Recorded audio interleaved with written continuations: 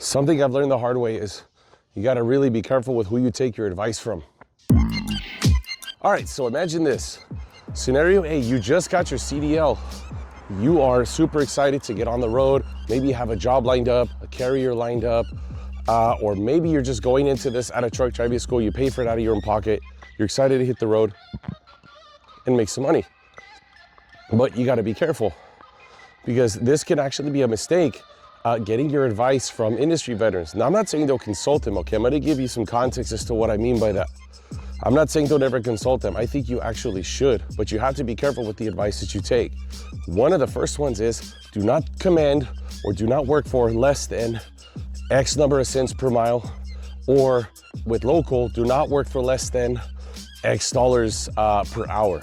Now, the reason this can actually be bad is because when you are brand new, you have no experience to offer an employer carrier. Now, of course, I'm gonna sound like a suck up to an employer, but ultimately, this is an actual real thing.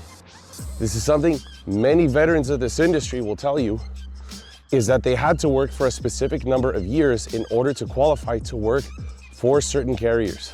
For example, I landed a local gig in Fresno, California with a company called Freshco after 5 months, and I had other truckers that had been trucking for years wondering how the hell I got a local job with 5 months of experience.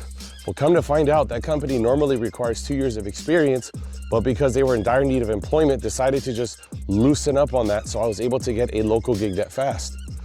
Meanwhile, like other drivers that I've met when I was working for Performance Food in Houston, Texas, we're talking about getting a local gig right out of truck driving school. Some of them actually had Performance Food pay for their license, but then come to find out, just maybe a year or two later, because of problems they were having with inexperienced drivers, they were requiring 2 years of experience again and no longer paying for somebody's CDL to start working for them because it was causing problems. Okay, now that's a whole other point. But ultimately, the biggest issue that many people run into is they will take the advice of an industry veteran and then just go along with it without looking at their own personal circumstances, their own situation that they might be in. This is actually a bit of an issue because you might find yourself refusing to work at a lot of places, or finding yourself getting rejection letters from other high-paying local gigs because you lack experience. Now, keep in mind, I'm gonna get shit on for this. Many of you got a high-paying local gig right out of truck driving school. You didn't have any connections, nothing. You were able to just get the job. Keep in mind, circumstances do change, but that's not really a norm for the entire industry. So does that mean that you should be super pessimistic about it and not try? Of course not.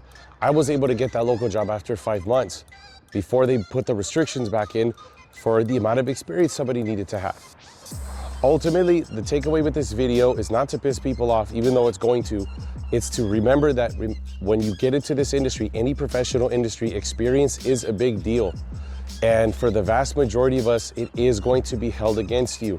If you're able to get that local gig or get a super high rate per mile, or the few of you who are able to become owner-operators right outside of truck driving school, congratulations.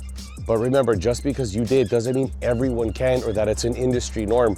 You may not know what I'm talking about, but you gotta be careful with anecdote.